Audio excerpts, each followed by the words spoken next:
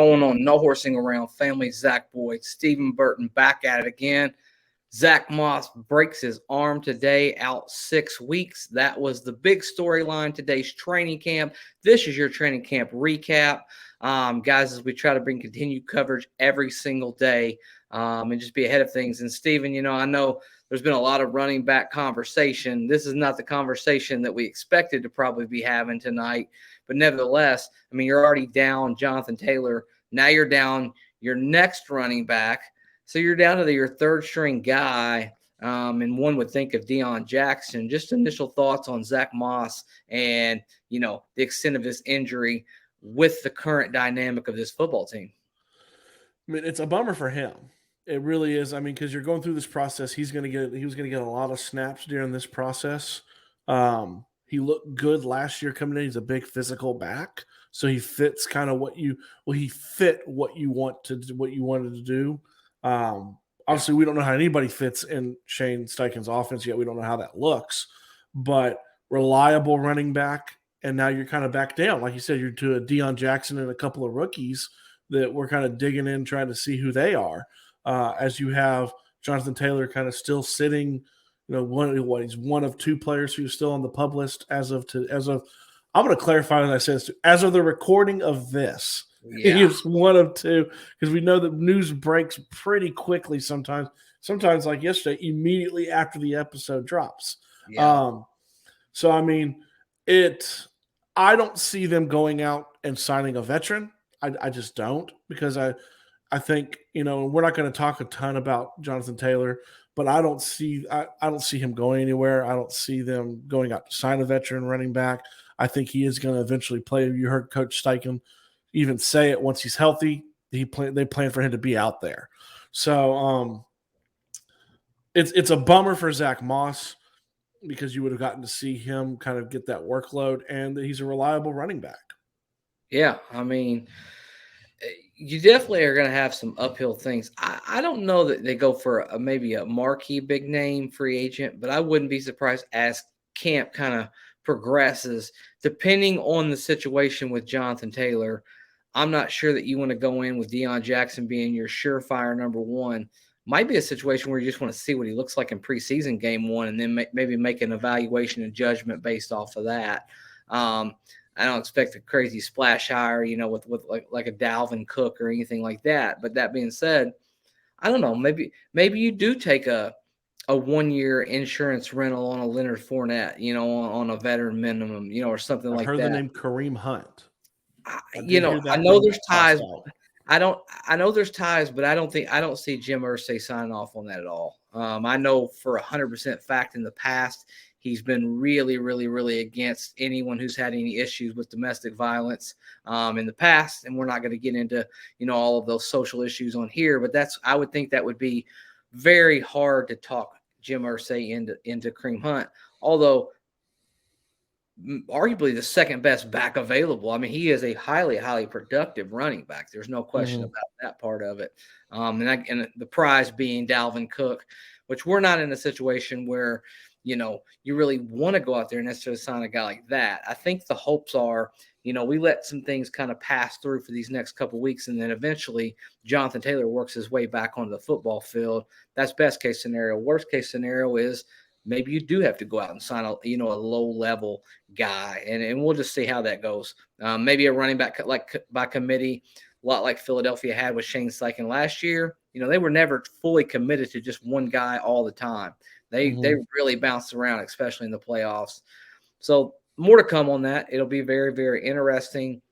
The only thing I will say about Jonathan Taylor, Stephen, is, as the days go by, as more and more information comes out, things look really, I think this is really starting to kind of connect the dots. You listen to Pat McAfee's show today, the agent that he's got. I think that you're really dealing with a person who's being really given not necessarily the best possible information, and it could have all been handled differently. I don't have a problem with you wanting a contract extension. I don't have a problem with you advocating for yourself for a contract extension, any of that stuff. It's just the way that it's been handled, and to be fair to him, I think Jim Irsay could have probably eliminated some of this as well. and just not hit the send button on a couple of those tweets, and might have really, lessened the blow as far as, how the fire was kind of small to start with. And it seems like it's just been, gasoline's just getting poured on that thing every single day. More to come on that. But yeah, I mean, what are your thoughts just on Jonathan Taylor overall, real quick before we get into Anthony Richardson, because we had a little bit of an injury update with him today as well. Yeah, I mean, obviously the news broke right after we did our episode yesterday about him that he spoke out for the first time ever, right? That he didn't report a back problem, he didn't have a back problem, he didn't have an injury, which is really weird. And kind of said like get better sources. Kind of got turned around, flipped around, said the whole thing about these guys who are reporting, they have good sources. Sources are probably inside the building. I don't understand why else he would be kind of on the pub list. That's the thing, right? He had a ankle surgery in January that the timetable is 2 to 4 weeks. We're in August tomorrow, so Certainly it not can't 8 be months. that, Yeah. right? So I mean, it can't be that. And if you do watch him, something I was just kind of paying attention. He's walking very gingerly. He's walking almost like he looks like me when I wake up first thing in the morning, right? Like your back's Yeah. a little tight and you're kind of walking. So you kind of see that. I don't know.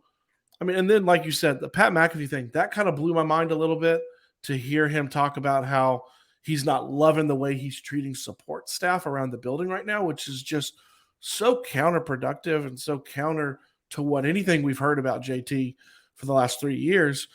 It's just a weird situation. I hate it too because it's shining a bad light on him. I hate it because it's shining a really bad light on Jim Irsay to a lot of people. Yeah. Me and you've defended Jim Irsay on the show last night. It's just he doesn't want to pay a running back above market value. So why does that make him such a bad guy? I tend to lean that I just don't think JT's healthy. I think when he gets healthy, he's got no options but to play for the Colts. So Yeah. stay tuned, as the world turns. Yeah, no doubt about that. As we kind of found out about 30, 45 minutes before practice day, Anthony Richardson had to sit out. He had a little bitty minor procedure on his nose. Doesn't appear to be a big deal. They said if he feels better tomorrow, he'll go out there. If not, maybe he sits one more day. But I expect him back very, very soon, maybe missing one more practice. Wouldn't think it would be worse than that. Not so concerned with Richardson. I think he's looked really, really good. I think it's been described to me that he's a little bit further ahead than some people might have believed in that building. Now that's not to say he's the next big, the next coming of anything, but just his approach, the way he's handling it, his leadership. I know he's out there on the field today. He wanted to be out there and just see what was going on. There's a guy that is really committed to his football team, and you could tell he just really wants to be great in this league. So don't expect too much from this. I think you're probably going to see him sooner rather than later. Steven, any concerns with the injury with Anthony Richardson? No, I mean, it sounds really, really procedural, a sinus thing. So, I mean, Yeah. it doesn't sound like that it's any problem. Like you said, he was out there on the field today. He had a brace on it. I couldn't see. They didn't have any good pictures, really. I couldn't see. I'm wondering if he had kind of like the Black Mamba thing, the face guard that you see in the NBA. Yeah. If he was rocking that, maybe. But he was out there already. You're already here. I'm with you. Everything that we're hearing, McAfee talked about it today, like how he looks, how he carries himself, how he plays, kind of the excitement that he brings, which let alone for everybody, for the No Horsing family, for Colts Nation, it's going to be exciting. Like you can see that already in the way he carries himself. And then on the flip side, the question is always how much are they going to study? You hear people talking about sometimes they can't get his attention because he's buried so deep in the playbook. Yeah. I can't remember who it was. It may have been Zaire Franklin had said something about he's way further along in the playbook than what they felt what they were thinking too. He's taken first team reps a lot. I don't foresee them announcing him as QB1 anytime soon. I wish you kind of wish they would, but they're going to let this play out. They're going to let it play out. I think he starts week 1. We've talked about that, but I think they're going to let it play out. Gardner has a great attitude about it too. I think he's a great fit as a mentor for him with the way he carries himself too.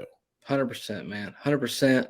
Couldn't have said that better. And guys, really, you know, we've been overshadowed by this cloud, this went on early on in training camp, which is really a damper. But I'll say this: Josh Downs had him another one-handed catch today.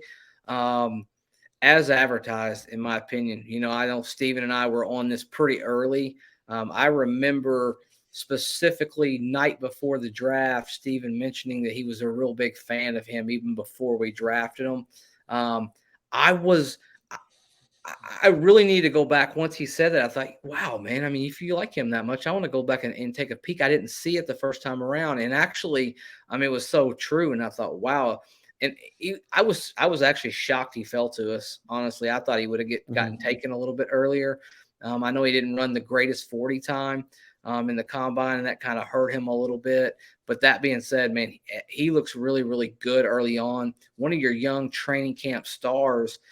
And it's nice just to have, one of your guys, your rookies showing up and being out there with a Juju Brents, and you got Darius Rush now with a hamstring issue. You're already thin at that cornerback position, and now you're even thinner. And I know we've brought a couple, low level free agent signing veterans in here in the last, couple days. But that being said, man, I mean, you're going to need to probably seriously look at maybe bringing a veteran in if this festers on down the road. Give me a week and I'm fine with it. We get into 2, 3, 4 week time period. We've got to have some chemistry out there on that back end. We've got to have some guys that we can count on. Before we hop off here, Steven, just your thoughts on that back end and how you think we should handle it just in general. I mean, I'm with you. I mean, I think it's early on and see how it plays out, and it kind of seems to be the mantra a little bit of Steichen, right? Like we've seen some intensity, we've seen short practices, we've seen them not throw the ball a lot with Richardson. He's been very intentional with the way he has set it up. When you heard him early on, a lot of injuries happened in the first week, so they've been a kind of a slow ramp up to today, which was the first padded practice, right? Yeah. So if we start seeing, I 100% agree. If we start seeing, hey, you're going to be out for 2 or 3 weeks, you're going to have chemistry, which kind of relays back to like what you were talking about with Josh Downs. I would not be stunned, and I joke with this, head over to Wager Wire, right, and place the bet. I wouldn't be stunned if he has a 1,000-yard season. Wow, man. I'm saying that only because, well, I'm saying that too because I think that he already has. I mean, I'm not. We'll see when we get into there.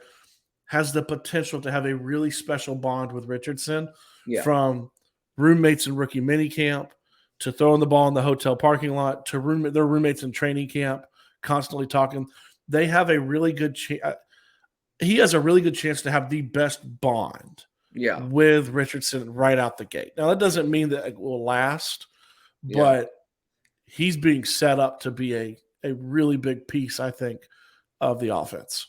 Yeah, man, I think you're right. I mean, it's going to be cool to see how things go on down as training camp goes, and as we get past this storyline that we've been dealing with over the last week or so. I think we're going to get more exciting things about the players who are actually on the football field participating. Hopefully, fingers crossed, no more big injuries as we go down the road. And some of those young players start getting healthy where they can go out there. These reps are so important for those young guys. And it's such a big opportunity for young rookies. Very rarely do you have 2 rookies that have a chance to go out there and legitimately win a starting job.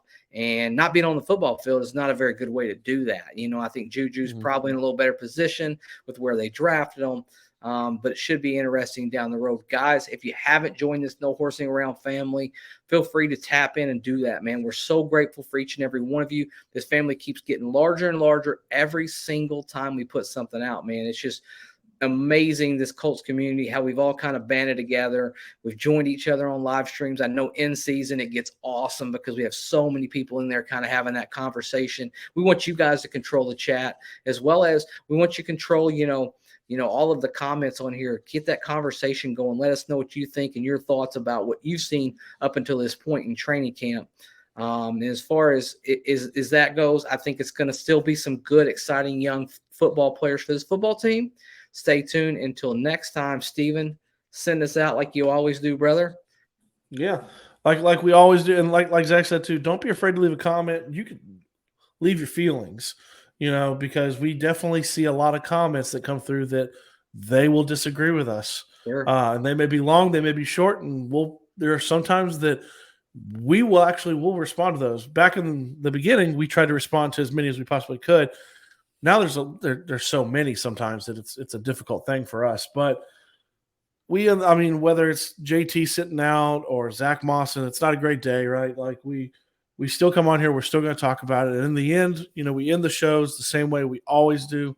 I love you. I know Zach loves you. I'm trying to think. I think JT loves you.